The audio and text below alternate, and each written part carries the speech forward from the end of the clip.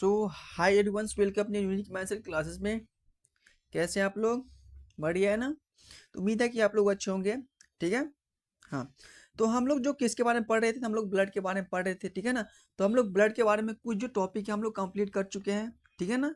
हाँ, हम लोग ब्लड के बारे में कुछ पढ़ चुके हैं।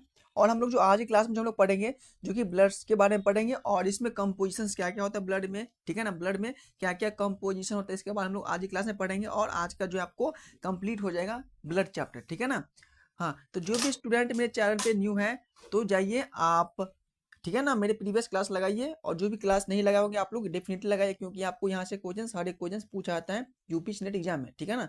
तो आपको जो मैं पढ़ा रहा हूँ वहाँ पे आपका ऑल एक जो भी टॉपिक मैं पढ़ा रहा हूँ आपके लिए, हर एक टॉपिक आपके लिए इंपॉर्टेंट है। ठीक है ना? तो इसलिए आप लोग अच्छे से नोट्स बनाइए ताकि आप लोग को आगे चल के पढ़ने में कोई दिक्कत ना हो। ठीक है ना? यहाँ पे हिंदी प्लस इंग्लिश दोनों मीडियम में आप लोग को नोट्स देता हूँ, ताकि आप लोगों को कोई भी स्टूडेंट हो, हिंदी का हो या इंग्लिश का हो, किसी को दिक्कत नहीं होगा। ठीक है ना? चलिए, तो हम लोग क्या पढ़ रहे थे ब्लड के बारे में। तो देखिए, मैं आपका ब्लड के जो कुछ प्रीवियस क्लास की जो मैं बता रहा हूँ यहाँ पे, कि मैंने ब्लड के बारे में क्या पढ़ा था, कि जो ब्लड क्या होता है, ब्लड एक मेरा नेचुरल कोलाइड होता है। क्या होता है ब्लड? ब्लड मेरा क्या होता है कि नेचुरल कोलाइड होता है। यदि मैं बात करूँ ब्लड के बारे में, तो ब्लड क्या है मेरा एक स्पेशल टिश्यू, यानी कि एक जो है स्पेशल टिश्यू, यानी कि स्पेशल टाइप्स क्या है अपना, स्पेशल टाइप्स क्या है मेरा ब्लड। ब्लड जो मेरा एक special types of connective tissue, यानी कि जो मैं जितना भी बॉडी में जो भी पार्ट है हमारे बॉडी में, लंग्स हो या लीवर हो या किडनी हो या क्या है, यानी कि कहीं भी मेरे नर्व, जहाँ भी मेरा बॉडी में नर्व का सप्लाई है, वहाँ पे क्या आपका ब्लड प्रोटीन, यानी कि ब्लड क्या कर रहा है, तो एक दूसरे को कनेक्ट करने के काम करे। यानी कि ब्लड जो है मेरा एक स्पेशल टाइप्स की क्या है कि एक कनेक्टिव टिश्यू होता है। ठीक है ना? ब्लड क्या है? ब्लड जो मेरा एक नेचुरल कोलाइड है, यानी कि ये ब्लड जो मेरा है नेचुरल कोलाइड, यानी कि ब्लड के बारे में हम लोग जो भी मैं अभी बता रहा हूँ आपको कंप्लीटली करा चुका हूँ फर्स्ट पार्ट 1 में। ठीक है ना? आपको लोग जाइएगा तो वहाँ पे मिल जाएगा आपको क्लास रेगुलर बैच। ठीक है ना? चलिए, तो और मैंने क्या बोला था कि ब्लड का जो पीएच मान होता है वो 7.4 होता है। यदि मैं बात करूँ पीएच के बारे में, ठीक है ना, यदि मैं पीएच के बारे में बात करूँ, तो यदि 7 से कम होगा तो इसको हम क्या बोलते हैं भाई, यदि 7 से कम होगा तो इसको हम लोग बेस बोलते हैं। यदि 7 से ऊपर होगा जिसका पीएच मान, उसको बोलते हैं हम लोग एसिडिक बोलते हैं। तो मेरा ब्लड का जो पीएच मान होता है वो आपका होता है 7.4। तो कैसा होगा ब्लड मेरा आपका एसिडिक होता है। राइट? मेल में कितना ब्लड प्रेजेंट होता है, तो मेल में आपका 5.5 लीटर ब्लड प्रेजेंट होता है। फीमेल्स में 4 से 5 लीटर ब्लड प्रेजेंट होता है। ये मैं आपको बताया। इसके बाद मैंने ये बताया कि जो आरबीसी, यदि आपके ब्लड में आरबीसी का कम हो गया, यदि आपके ब्लड में आरबीसी का काउंट कम हो गया, तो आपका हीमोग्लोबिन की काउंट क्या हो जाएगा, डिक्रीज हो जाएगा। जिससे क्या हो जाएगा, आपके हीमोग्लोबिन के काउंट डिक्रीज होने से आपका आपका आयरन की कमी क्या हो जाएगा, आयरन का काउंट जो अमाउंट है डिक्रीज हो जाएगा ऑटोमेटिक। जैसे ही आयरन का अमाउंट डिक्रीज होगा तो आपका क्या हो जाएगा, आपका तो क्या हो जाएगा, तो आयरन की कमी से कौन सा बीमार होता है, एनीमिया होता है ना। आयरन की कमी से कौन सा होता है, एनीमिया होता है ना। वही प्रकार होता है हमारे शरीर में, आरबीसी कम होगा, आरबीसी कम होने से आपका हीमोग्लोबिन कम हो जाएगा, हीमोग्लोबिन कम होने से क्या हो जाएगा भाई, जैसे हीमोग्लोबिन कम हुआ तो आपका आयरन की क्या हो जाएगा, काउंट कम हो जाएगा। आयरन की कमी से आपका एनीमिया नामक बीमारी पकड़ते हैं। मैंने यहाँ तक ये बताया हूँ। इसके बाद मैंने ये बताया कि जो ब्लड का फॉर्मेशन के यदि मैं बारे में बात करूँ, ब्लड के फॉर्मेशन के यदि बारे में बात करूँ, तो मैंने चिल्ड्रेन में बताया हूँ बच्चे में कहाँ ब्लड बनते हैं और जो आपका एडल्ट में कहाँ बनते हैं। यानी कि जब बच्चे माँ के पेट में पल रहे होते हैं तो उसके जो ब्लड बनता है लीवर में बनता है, क्योंकि यहाँ पे इसका बोन मिच्योर नहीं हुआ होता है। यदि मैं एडल्ट की बात करूँ, तो एडल्ट में जो आपका आरबीसी का फॉर्मेशन होता है आपका बोन मैरो में होता है। क्यों होता है? क्योंकि एडल्ट जो होता है उसका आपका कंप्लीट तरीके से उसका बोन मिच्योर हो गया होता है। ठीक है ना? तो इसका जो ब्लड का फॉर्मेशन कहाँ होता है, आपका बोन मैरो में होता है। ठीक है ना? इसके बाद मैंने ये बोला कि ब्लड में जो कि आपका आरबीसी, डब्ल्यूबीसी और प्लेटलेट्स क्या होते हैं इसमें प्रेजेंट होता है। यदि मैं आरबीसी की बात करूं, तो आरबीसी को हम लोग क्या बोलते हैं बताओ, आरबीसी को हम लोग बोलते हैं एरिथ्रोसाइट। इसका दूसरा नाम है एरिथ्रोसाइट। और ये एरिथ्रोसाइट होता है, और आरबीसी का फुल फॉर्म होता है रेड ब्लड सेल। क्या होता है? Red blood cell. ठीक है ना? इसके बाद मैंने ये बोला कि जो आरबीसी का जो लाइफ स्पैन होता है 120 दिन, यानी कि जो आरबीसी जो हमारे बॉडी में प्रेजेंट है रेड ब्लड सेल, उसका जो लाइफ स्पैन है, उसका जो जीवन काल है 120 दिन का उसका जीवन काल है। जैसे इसको 120 दिन का जरा हुआ 120, 30, 25, तो आप इसका आरबीसी क्या हो जाएगा, आपका पूरा आरबीसी आपके शरीर से क्या होता है, मर गया। यानी कि आपके शरीर में जो आरबीसी था 120 दिन इसका लाइफ स्पैन जिंदा था, फिर इसके बाद ये डेड हो गया, फिर आपका न्यू आरबीसी का फॉर्मेशन हो जाता है। ठीक है ना? इसके बाद मैंने ये बोला कि जो आरबीसी होता है आपके ब्लड में आपका 4 से 5 लाख परसेंट होता है, यानी कि सॉरी 40 से 50 लाख जो आरबीसी हैं आपके ब्लड में प्रेजेंट होता है। यानी मैं मिलियंस में बात करूँ तो 4 से 5 मिलियन ब्लड में आपका आरबीसी प्रेजेंट होता है। इसके बारे में ये बताऊं कि आरबीसी में क्या होता है, आपका लाइसोजाइम एब्सेंट होता है, न्यूक्लियस एब्सेंट होता है, माइटोकॉन्ड्रिया एब्सेंट होता है। इसके बाद मैंने डब्ल्यूबीसी के बारे में बात किया था, तो डब्ल्यूबीसी को हम लोग बोलते हैं क्या, आपका बताओ ल्यूकोसाइड। इसका दूसरा नाम क्या है, ल्यूकोसाइड। डब्ल्यूबीसी क्या होता है, इसका जो लाइफ स्पेन है 4 से 7 डे, यानी कि मोस्टली बात करूँ तो 7 से 11 दिन का इसका लाइफ स्पेन होता है। डब्ल्यूबीसी होता है कि आपका 10,000% आपका ब्लड में होता है। डब्ल्यूबीसी में टी सेल, डब्ल्यूबीसी में आपका 5 टाइप का क्या होता है, आपका सेल्स प्रेजेंट होता है। टी सेल हो जाएगा, स्नोफिल्स, बेसनोफिल, न्यूट्रोसेल और लिम्फोसेल, ये सब किस्म होता है आपका, सब आपका डब्ल्यूबीसी में प्रेजेंट होता है। नेक्स्ट मैंने बात किया था प्लेटलेट्स के बारे में। प्लेटलेट्स के बारे में, प्लेटलेट्स मैंने ये बताओ कि जो आपके ब्लड में जो प्लेटलेट्स प्रेजेंट होता है 2 लाख प्लेटलेट्स प्रेजेंट होता है। प्लेटलेट्स के लाइफ स्पेन 7 से 8 दिन का होता है। थ्रोम्बोसाइट किसको बोलते हैं, जो प्लेटलेट्स जब आपका काउंट ज्यादा, आपके ब्लड में प्लेटलेट्स का कम काउंट ज्यादा हो जाएगा, सॉरी प्लेटलेट्स का जो दूसरा नाम क्या है आपका, थ्रोम्बोसाइट। सॉरी, प्लेटलेट्स का, प्लेटलेट्स का जो अदर नाम है, अदर नाम क्या भाई, तो प्लेटलेट्स का जो अदर नाम है थ्रोम्बोसाइट। क्या नाम है, थ्रोम्बोसाइट प्लेटलेट्स का अदर नाम है। प्लेटलेट्स का क्या होता है, तो ब्लड का क्लोटिंग करना, यानी कि ब्लड का जो क्लोटिंग करे आपका प्लेटलेट्स करे, कौन सा कौन कौन जिम्मेदार है, तो फिब्रिनोजन नामक प्रोटीन्स होता है। फिब्रिनोजस नामक जो प्रोटीन्स होता है वो आपका कहाँ होता है, आपका प्लेटलेट्स में प्रेजेंट होता है, और वही क्या करता है, आपका ब्लड का क्लोटिंग करते हैं। ठीक है ना, मैंने इतना आप लोग को कंप्लीटली पढ़ा चुका हूँ। देखिए 5 मिनट में आपका सारा चैप्टर रिवीजन हो गया, यानी कि जो मैं एक क्लास पढ़ाया था। ठीक है ना, चलिए आज हम लोग पढ़ेंगे किसके बारे में, तो ब्लड के बारे में पढ़ेंगे। किसके बारे में, तो ब्लड में ये पढ़ेंगे कि जो ब्लड में जो आपका प्लाज्मा कितना प्रेजेंट होता है, ब्लड सेल में क्या क्या आ जाएगा। ठीक है ना, हाँ चलिए, तो आज की क्लास आप लोग को यहाँ से स्टार्ट हुआ है, यानी कि ब्लड लिखिए, ब्लड।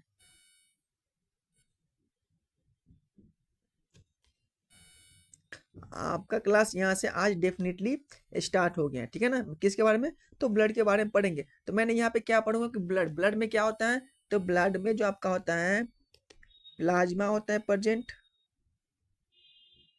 और क्या होता है भाई, ब्लड में आपका हो जाएगा ब्लड सेल। ब्लड सेल क्या होता है, ब्लड सेल। यदि मैं प्लाज्मा के बारे में बात करूं, यदि मैं प्लाज्मा के बात करूं, तो प्लाज्मा जो होता है आपका ब्लड में कितना परसेंट होता है, तो प्लाज्मा जो होता है आपका ब्लड में 55%, यानी कि प्लाज्मा होता है, यानी कि जो हमारे ब्लड होता है इस ब्लड में 55% प्लाज्मा होता है, और 45% क्या होता है बताओ, 45% आपका हो जाएगा ब्लड सेल्स। ठीक है ना, क्या हो जाएगा, ब्लड सेल। देखिए आगे मैं आपको डेफिनेटली बताऊंगा। ठीक है ना, चलिए, तो यदि मैं प्लाज्मा के बारे में बात करूं, तो प्लाज्मा में क्या होता है बताओ, प्लाज्मा क्या होता है बताओ, प्लाज्मा में आपका 91% क्या होता है, वाटर प्रेजेंट होता है। प्लाज्मा में 91% क्या होता है, तो वाटर प्रेजेंट होता है। और जो इसके बाद 8 जो परसेंट हो गया, यानी कि जो जो 8% बच गया, जो 8% बच गया है, उस 8% क्या होता है आपका सॉलिड होता है। क्या होता है, जो 8% जो बच्चा बचा है वो आपका सॉलिड हो जाएगा।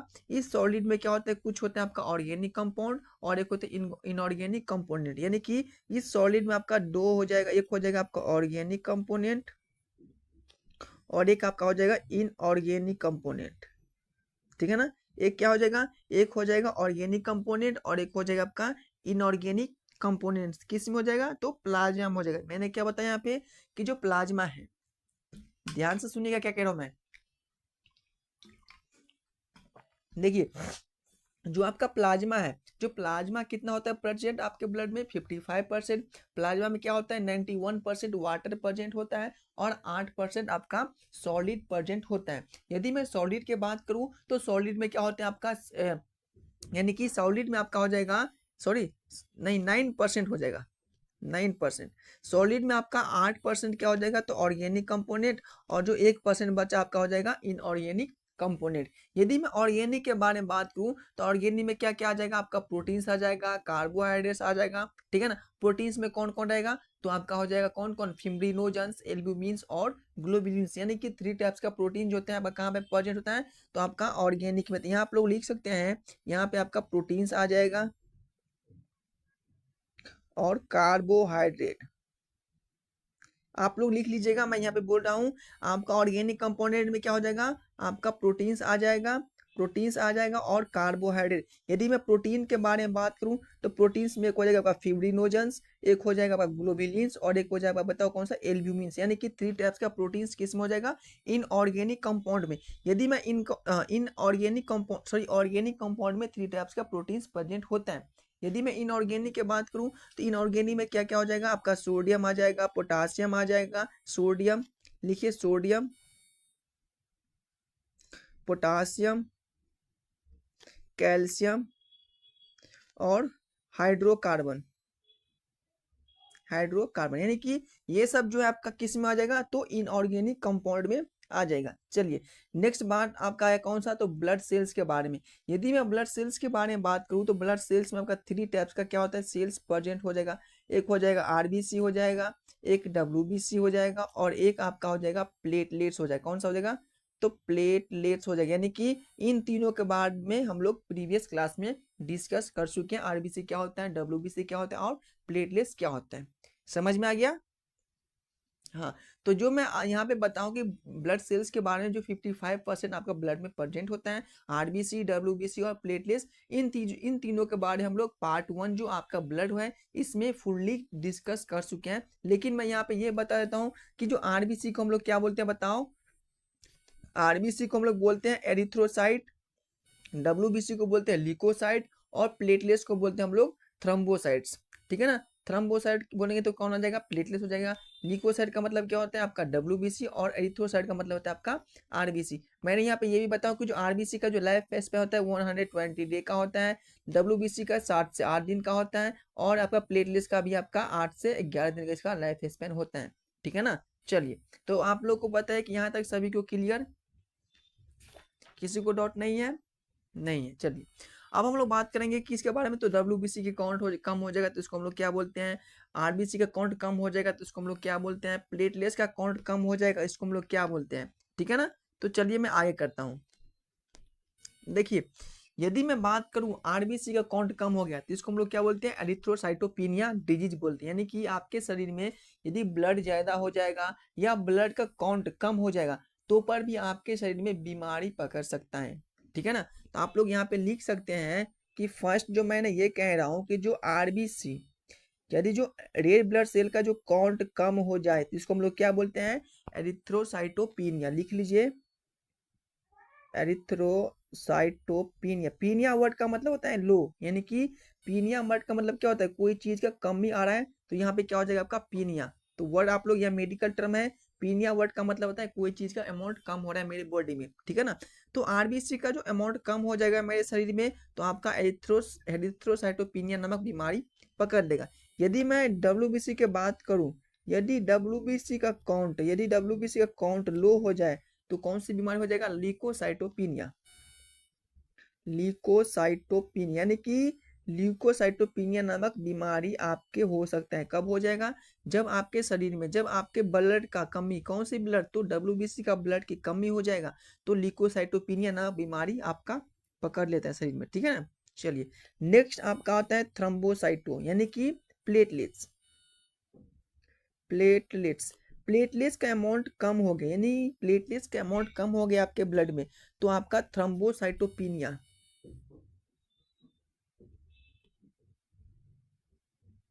थ्रोम्बोसाइटोपिनिया नामक बीमारी पकड़ लेगा। कौन सा, तो थ्रोम्बोसाइटोपिनिया नामक बीमारी कब पकड़ेगा, तो जब हमारे शरीर में प्लेटलेट्स का अमाउंट कम हो जाएगा। कहाँ पे, तो ब्लड में।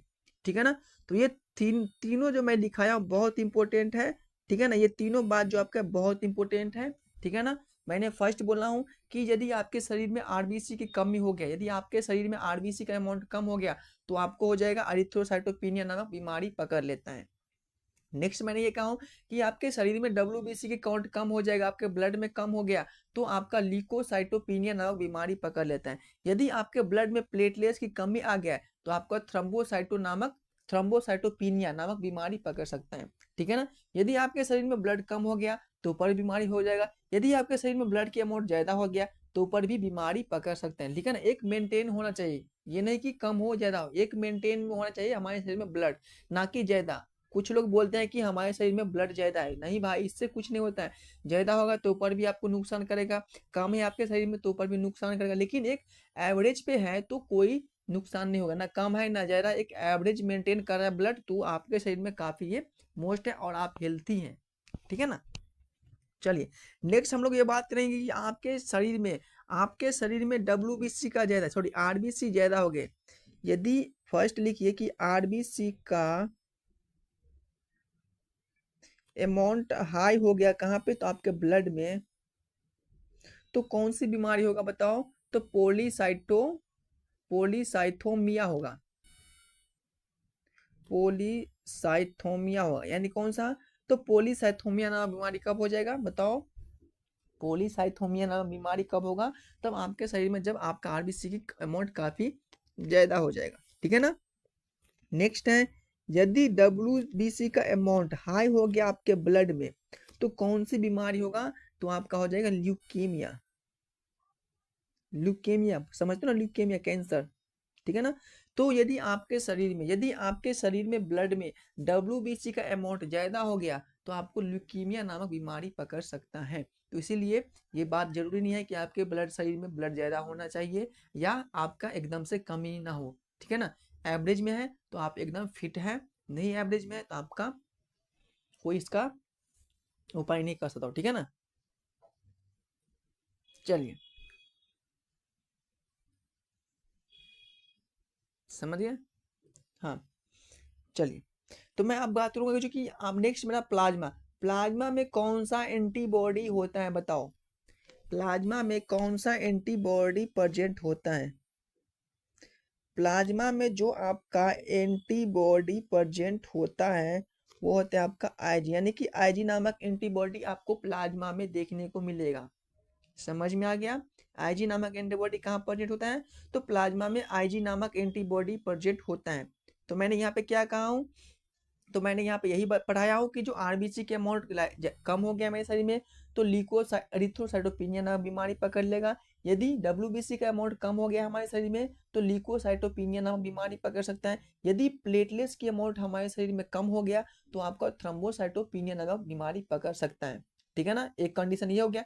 एक कंडीशन मैंने ये बताया हूँ कि आपके शरीर में आरबीसी के अमाउंट ज्यादा हो जाएगा तो पोलीसाइथोथीमिया नामक बीमारी पकड़ सकता है। यदि आपके ब्लड में या आपके शरीर में डब्ल्यूबीसी के अमाउंट काफी ज्यादा हो गया है, तो ल्यूकेमिया जिसको कैंसर बोलते हैं, ब्लड कैंसर, ये आपको पकड़ सकता है। एक यदि होता है, एक मैं बताऊं कि प्लाज्मा होता है जो कि 55% आपके ब्लड में प्रेजेंट होता है। तो प्लाज्मा में आपका कौन सी एंटीबॉडी प्रेजेंट होता है, तो आईजी नामक एंटीबॉडी प्रेजेंट होता है। कहाँ पे होता है भाई, तो प्लाज्मा में आपका आईजी नामक एंटीबॉडी प्रेजेंट होता है, ठीक है ना। चलिए तो मैंने यहाँ पे एक मेंशन ये किया हूं कि यदि आपके शरीर में डब्ल्यूबीसी का अमाउंट लो है या हाई है, तो क्या हो जाएगा, ब्लड कैंसर, क्या हो जाएगा, ब्लड कैंसर। यानी कि हमारे शरीर में डब्ल्यूबीसी के अमाउंट ज्यादा कम हो गया या ज्यादा हो गया, तो आपको ब्लड कैंसर हो सकता है, ठीक है ना। और यहाँ पे लिख लीजिए कि डब्ल्यूबीसी का लाइफ स्पैन, डब्ल्यूबीसी का जो जीवन काल कितने दिन का होता है, तो यहीं से में 12 से 14 दिन का उसका लाइफ स्पैन होता है। कितना होता है, तो 12 से 14 दिन का उसका क्या होता है, आपका लाइफ स्पैन होता है डब्ल्यूबीसी का, वो जिंदा रह सकता है, ठीक है ना। और मैंने यहाँ पे ये बताया था कि प्लेटलेट्स के बारे में, कि प्लेटलेट्स में आपका कौन कौन सा डिजीज होता है, ठीक है ना। प्लेटलेट से आपके कौन कौन सा डिजीज देखने को मिलेगा, देखिए प्लेटलेट्स आपके शरीर में ज्यादा हो गया तो कौन कौन सा डिजीज देखने को मिलेगा, हीमोफीलिया डिजीज, लिखिए प्लेटलेट्स से जो डिजीज होता है कौन सा हो जाएगा, तो हीमोफीलिया कब होगा, हीमोफीलिया नामक बीमारी कब होगा, ये आपका दो टाइप्स को बीमारी होता है आपका रॉयल डिजीज, और एक आपका हो जाएगा ब्लैडर डिजीज, यानी कि एक होता है रॉयल डिजीज और एक होता है आपका ब्लैडर डिजीज। हेमोफीलिया नामक जो डिजीज है वो आपका जेनेटिक क्या है, तो जेनेटिक डिजीज है, कौन सा है? तो हेमोफीलिया जो डिजीज है आपका जेनेटिक, यानी कि वो पीढ़ी दर पीढ़ी क्या होता है आपका, ये आपका ट्रांसफर होता है, जिसको बोलते हैं हम लोग जेनेटिक बीमारी। यानी कि कोई भी बीमारी जब एक जेनेरेशन से लेकर के हर एक जेनेरेशन में पहुंच रहा है तो इसको हम बोलते हैं हम लोग अनुवांशिकता की बीमारी। अनुवांशिक गुण समझते हो ना, जेनेटिक, हाँ, इसी को हम लोग बोलते हैं जेनेटिक डिजीज। यानी कि एक जेनेरेशन से सेकेंड जेनेरेशन में, सेकेंड से थर्ड में, थर्ड से फोर्थ में, यानी कि वो हर एक जेनेरेशन में क्या हो रहा है, ये बीमारी आपको देखने को मिल रहा है, तो इसको हम लोग बोलते हैं जेनेटिक डिजीज, इसको बोलते हैं। समझ में आ गया? हाँ, चलिए अब हम लोग बात करेंगे ब्लड ग्रुप के बारे में। यानी कि हम लोग को कैसे पता चलेगा कि ये इसका ब्लड ए है या ब्लड बी है। तो ये आपका लास्ट टॉपिक है ब्लड ग्रुप। यहाँ पे आप लोग को कंप्लीटली आप लोग को ब्लड समझ में आ जाएगा, किसी ग्रुप के बारे में कैसे पता करते हैं, ठीक है ना। तो लिखिए कि जैसे कि मान लीजिए मैं आपको एक एग्जाम्पल के तौर पे बता रहा हूँ कि मैंने एक 4 आरबीसी लिया, कितना लिया हूँ, तो मैंने 4 आरबीसी ले लिया। मान लीजिए कि एक आरबीसी एक हो गया, दूसरा आरबीसी, तीसरा आरबीसी और ये चौथा आरबीसी, क्या है मेरा, ये आरबीसी है, आरबीसी है, क्या है, तो ये मेरा आपका आरबीसी है। यानी कि आपके ब्लड से मैंने 4 आरबीसी लिया हूँ। 4 आपका आरबीसी क्या है, तो आपके 4 आरबीसी है। तो फर्स्ट आरबीसी के जो इसके जो सरफेस पे क्या है, तो कौन सा है, ए नामक एंटीजन लगा है, कौन सा है,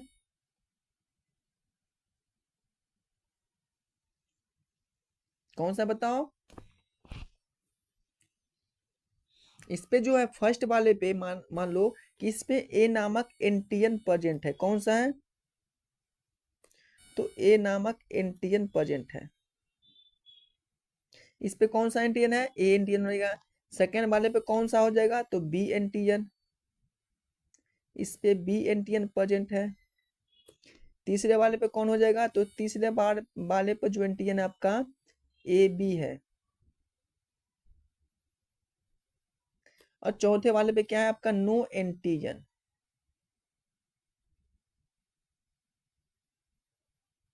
क्या है, कोई एंटीजन आपका चौथा आरबीसी पे प्रेजेंट नहीं है। तो आप लोग के दिमाग में आ रहा हो कि भाई ये क्या समझा रहा है, यहाँ पे सिर्फ एंटीजन और एंटीजन के बारे में बात कर रहा है। तो मैंने ये बात कर रहा हूँ कि जो आरबीसी के ऊपर में, जिस आरबीसी के ऊपर में जो एंटीजन प्रेजेंट होता है, ठीक है ना, जो इसके ऊपर में एंटीजन प्रेजेंट होता है वही इसका ब्लड ग्रुप होता है। जैसे कि मान लो कि मैंने यहाँ पे बोला हो कि जो फर्स्ट आरबीसी है, ये फर्स्ट आरबीसी है, ये सेकेंड आरबीसी है, ये थर्ड आरबीसी है, ये फोर्थ आरबीसी है। तो ये जो आरबीसी है, तो इसके जो ब्लड ग्रुप है, यानी कि जो इस आरबीसी के ऊपर जिसमें आपका ए नामक एंटीजन प्रेजेंट है, तो इसका ब्लड ग्रुप क्या हो जाएगा, ए हो जाएगा। इस आरबीसी के ऊपर में बी नामक एंटीजन प्रेजेंट है, तो इसका ब्लड ग्रुप क्या हो जाएगा, बी ब्लड ग्रुप हो जाएगा। यदि मैं बात करूँ तीसरा आरबीसी के बारे में, तो इस पे क्या है आपका ए बी नामक एंटीजन प्रेजेंट है, तो इसका ब्लड ग्रुप आपका ए बी हो जाएगा। और जिस ब्लड ग्रुप ग्रुप पे कोई एंटीजन प्रेजेंट नहीं होता है, नो एंटीजन प्रेजेंट, इसको मतलब बोलते हैं ओ ब्लड ग्रुप। क्या बोलते हैं, तो ओ ब्लड ग्रुप इसको बोलते हैं जिसपे कोई एंटीजन प्रेजेंट नहीं होता है, ठीक है ना। तो यहाँ से आपको यही करना है, सिर्फ दिमाग में बैठाना है कि जिस ब्लड ग्रुप पे, जिस आरबीसी के ऊपर में जो एंटीजन प्रेजेंट है, तो उसका ब्लड ग्रुप ए है। तो यहाँ पे आप लोग मेंशन कर सकते हैं, जो फर्स्ट आरबीसी है यानी फर्स्ट है, तो इसका ब्लड ग्रुप कितना है, इसका जो ब्लड ग्रुप है ए है। सेकेंड जो आपका आरबीसी है उसका ब्लड ग्रुप क्या है, बी है। तीसरा आरबीसी के ऊपर कौन सा इसका ब्लड ग्रुप है, इसका ब्लड ग्रुप ए बी है। यदि मैं चौथा आरबीसी की बात करूँ तो इसका ब्लड ग्रुप कौन सा हो जाएगा, तो इसका ओ ब्लड ग्रुप हो जाएगा, ठीक है ना। क्या हो जाएगा, ए ओ ब्लड ग्रुप हो जाएगा। तो इसके बारे में हम लोग आगे बात करेंगे। एंटीबॉडी भी होता है, तो मैंने ये बोला हूँ कि जिस पे जो एंटीजन प्रेजेंट होता है उसका अपोजिट इसका एंटीबॉडी होता है। जैसे कि मान लीजिए कि जैसे कि आपका ये ब्लड ग्रुप ए है, ये ब्लड ग्रुप आपका ए है, तो ये ए ब्लड ग्रुप है, तो उसके ऊपर में क्या प्रेजेंट है आपका ए नामक एंटीजन, क्या है, ए नामक एंटीजन प्रेजेंट है, तो उसके अपोजिट क्या हो जाएगा, यहाँ पे बी आपका एंटीबॉडी हो जाएगा। क्लियर, मैंने क्या बोला हूँ कि जो भी ब्लड ग्रुप, जिसका भी ब्लड ब्लड ए है, या जिसका ब्लड ग्रुप बी है, या जिसका ब्लड ग्रुप ए बी है, या जिसका ब्लड ग्रुप ओ है, तो ओ में इसका कोई रोल ही नहीं, क्योंकि ओ ब्लड ग्रुप पे कोई एंटीजन प्रेजेंट नहीं होता है, सिर्फ ए बी पे होता है और बी पे होता है और ए होता है, ठीक है ना। तो जिसका ब्लड ग्रुप ए है तो इस ए ब्लड ग्रुप वाले पे आपका बी नामक एंटीजन प्रेजेंट होता है। यदि बात करूं जिसका ब्लड ग्रुप बी है तो बी ब्लड ग्रुप वाले पे ए नामक एंटीजन प्रेजेंट होता है। या जिसका ब्लड ग्रुप ए बी है तो उस पे कोई एंटीजन प्रेजेंट नहीं होता है, कोई एंटीजन प्रेजेंट नहीं होता है जिसका ब्लड ग्रुप ए है। और लेकिन यहाँ पे क्या प्रेजेंट होता है आपका एंटीजन आपका ए बी होता है। और यहाँ पे एक एक्सेप्शन ये है कि जिसका ब्लड ग्रुप ओ है तो इस पे आपका एंटीबॉडी ए बी एंटीबॉडी मिलेगा और नो एंटीजन प्रेजेंट होता है। क्लियर सभी को? क्लियर सभी को? मैंने क्या बोला हूं कि जिसका ब्लड ग्रुप ए है, जैसे कि मान लीजिए जिसका ब्लड ग्रुप ए है तो उसका उल्टा, इसका उल्टा क्या हो जाएगा, एंटीजन हो जाएगा। जिसका ब्लड ग्रुप ए बी है उस पे क्या होता है, कोई एंटीबॉडी प्रेजेंट नहीं होता है, इस पे सिर्फ एंटीजन होता है जो कि ए बी नामक एंटीजन प्रेजेंट होता है। जिसका ब्लड ग्रुप ओ होता है उस पे क्या होता है, इस पे कोई एंटीजन प्रेजेंट नहीं होता है, सिर्फ वहां पे आपका एंटीबॉडी ए बी नामक एंटीबॉडी यहाँ पे आपको मिलता है। ठीक है ना? क्लियर सभी को? चलिए लिखिए आप यहाँ पे, मैं सभी लिखा देता हूँ एंटीजन और एंटीबॉडी के बारे में। तो यहाँ पे क्या है, ये आपका ब्लड ग्रुप है, ये ब्लड ग्रुप है, शॉर्ट में जीएन की ग्रुप है। ये क्या हो जाएगा आपका एंटीजन,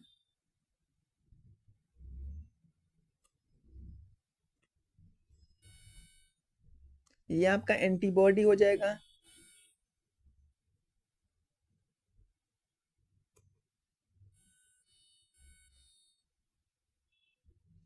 ये आपका हो गया ब्लड रिसिप्टर, ब्लड रिसिप्टर।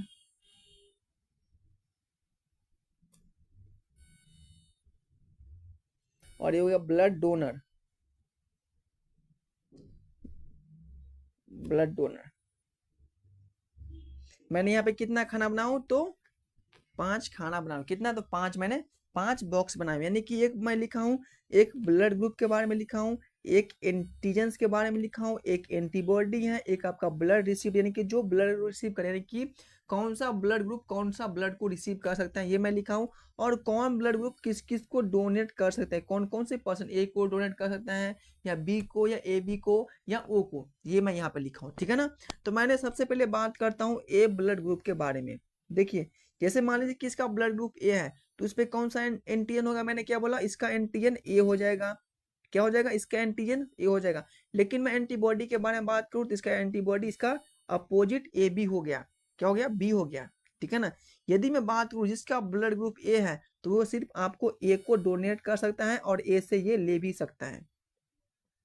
समझ में आया कि जिसका ब्लड ग्रुप ए है वो ए को ही देगा और ए से ही लेगा, लेकिन उस पे आपका एंटीबॉडी होता है, बी नामक एंटीबॉडी प्रेजेंट होता है।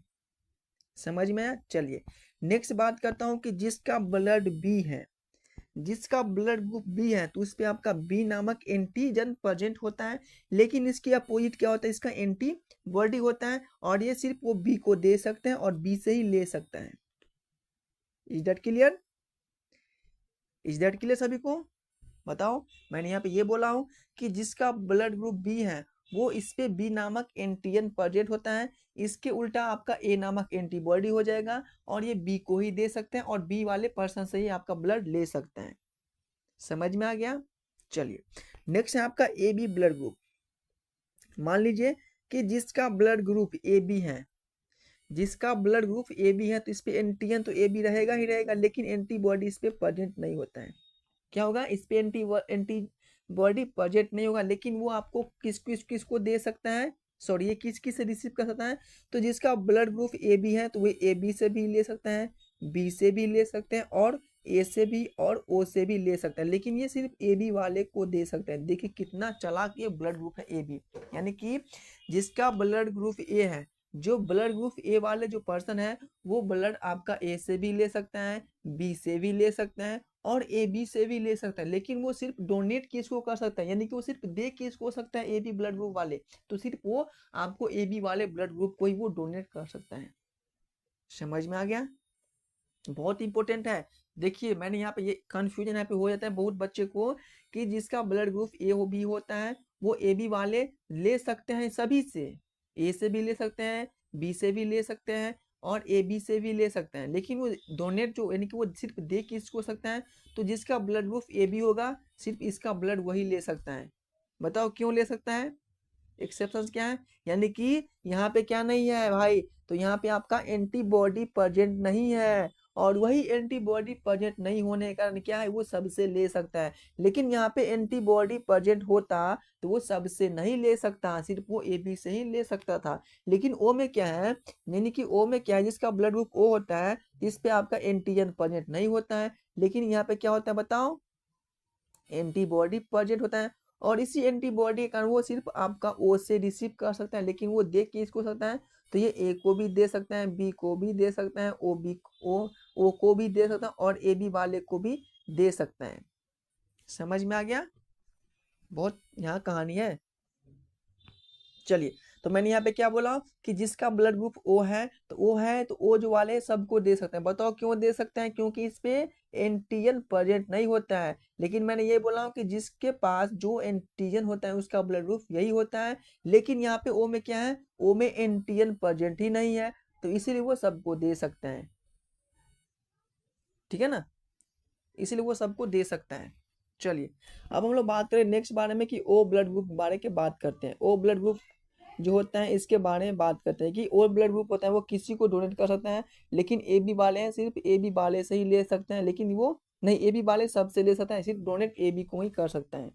ठीक है ना, तो मैं यहाँ पे मेंशन कर देता हूँ कि यहाँ पे लिखा है ओ ब्लड ग्रुप किसी को डोनेट कर सकते हैं, लिख लीजिए, जिसका ब्लड ग्रुप ओ है, ओ ब्लड ग्रुप यानी कि वो सबको डोनेट कर सकता है, किसी भी ब्लड ग्रुप को डोनेट कर सकता है।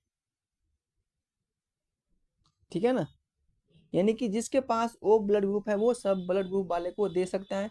लेकिन यहाँ पे ये है कि जो जो ए बी ब्लड ग्रुप होता है, ए बी ब्लड ग्रुप होता है ना, ए बी ब्लड ग्रुप है वो आपको सब यानी कि सभी ब्लड ग्रुप से ले सकता है। राइट, यानी कि ए बी ब्लड ग्रुप जिसके पास होता है वो सब ब्लड ग्रुप से वो ले सकता है। लेकिन यहाँ पे एक पॉइंट आता है कि जो ए बी ब्लड ग्रुप है, यानी कि जो ब्लड ग्रुप जो ए बी है ना, वो इस पे क्या होता है, इस पे कोई एंटीजन प्रेजेंट नहीं होता है, इस पे एंटीजन प्रेजेंट नहीं होता, लेकिन एंटीबॉडी होता है प्रेजेंट, एंटीबॉडी प्रेजेंट होता है। समझ में आ गया, यानी कह रहा है कि जो जिसका ब्लड ग्रुप ए बी है तो ए बी ब्लड ग्रुप वाले पे कोई एंटीबॉडी प्रेजेंट नहीं होता, सॉरी इस पे क्या हो जाएगा, इस पे कोई एंटीबॉडी प्रेजेंट नहीं होता है, इसको रैप कर लीजिए।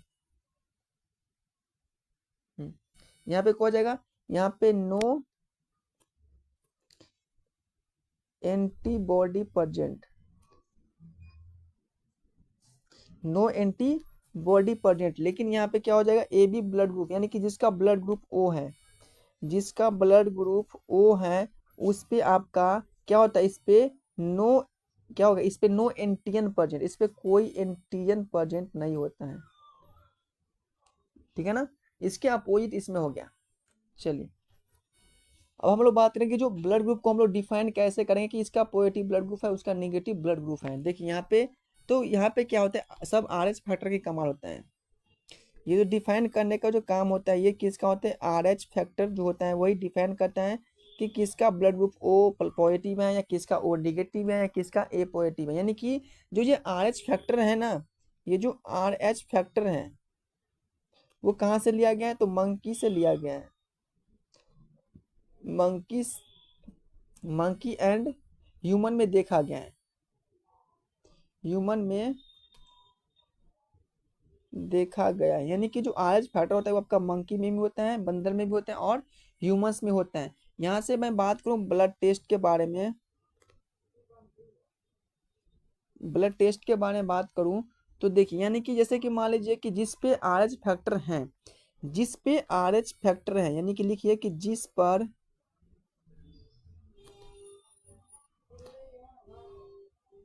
आर एच फैक्टर है वो पॉजिटिव ब्लड ग्रुप होता है, वो आपका पॉजिटिव ब्लड ग्रुप होता है, ब्लड ग्रुप होता है। यानी कि जिस पे RH फैक्टर प्रेजेंट है वो पॉजिटिव हो जाएगा, जिस पे नहीं है वो आपका निगेटिव हो जाएगा, ठीक है ना। जिस पे RH फैक्टर प्रेजेंट है वो आपका पॉजिटिव ब्लड ग्रुप होता है, जिस पे RH फैक्टर प्रेजेंट नहीं होता है ये आपका निगेटिव ब्लड ग्रुप होता है, ठीक है ना। जैसे कि मान लीजिए कि आपका ये ब्लड ग्रुप ए है, तो इस पे RH फैक्टर प्रेजेंट है तो ये पॉजिटिव हो जाएगा, जिस पे RH फैक्टर निगेटिव और निगेटिव ब्लड ग्रुप हो जाएगा। जैसे मान लो ब्लड ग्रुप बी है तो इस पे RH फैक्टर प्रेजेंट पॉजिटिव हो जाएगा, नहीं है तो बी निगेटिव हो जाएगा। यदि मान लो इसका ब्लड ग्रुप ए बी है तो ए बी वाले पे क्या पॉजिटिव हो जाएगा, इस पे नहीं है तो निगेटिव हो जाएगा, ठीक है ना। तो ये होता है, समझ में आ गया कि ब्लड ग्रुप कैसे हम लोग डिफाइन कर सकते हैं। तो मैंने यहाँ पे ये बोला कि जो RH फैक्टर है वो आपको मंकी यानी कि जो बंदर और ह्यूमंस दोनों में देखा गया है RH फैक्टर, ठीक है ना। यदि मैं बात करूँ ए ब्लड ग्रुप बारे में, तो जिसपे आपका पॉजिटिव RH फैक्टर प्रेजेंट है वो आपका पॉजिटिव ब्लड ग्रुप है, जिसपे RH फैक्टर प्रेजेंट नहीं है वो नेगेटिव ब्लड ग्रुप है, जैसे AB, ठीक है ना। हाँ, और मैंने ये बताऊं कि जिसका ब्लड ग्रुप O होता है वो सबको दे सकता है, सिर्फ ले सकता है O वाले से। जिसका ब्लड ग्रुप AB होता है वो सबसे ले सकता है, लेकिन दे सकते हैं आपका AB को ही वो सिर्फ दे सकते हैं, ठीक है ना। और A को ही दे देगा, A से ही लेगा, B को ही देगा और B से ही ब्लड रिसीव करेगा। तो यहाँ पे जो आपका हो गया है कंप्लीट ब्लड चैप्टर हो गया है कंप्लीट, राइट। ब्लड चैप्टर हो गया है कंप्लीट, यानी कि ब्लड जो है आपका पार्ट 1 और पार्ट 2 दोनों मिला के यानी कि हो गया है डेफिनेटली कंप्लीट, ठीक है ना। तो जो भी नहीं लगा है वो फर्स्ट जाइए जरूर आप लोग करेगा, और जो भी न्यू स्टूडेंट है मेरे चैनल से जरूर जुड़िए, क्योंकि यहाँ पे मैं यही पढ़ाता हूँ जो आपके डेफिनेटली एग्जाम में पूछा जाएगा और 100% यहाँ से क्वेश्चन आएगा, ठीक है ना। तो बच्चों मिलते हैं नेक्स्ट क्लास में, तब तक के लिए bye bye, tata, take care. और ठीक है ना, अभी टाइम नहीं है, अभी कहीं जाना है, ठीक है ना। चलिए, तो मिलते हैं नेक्स्ट क्लास में, बाय।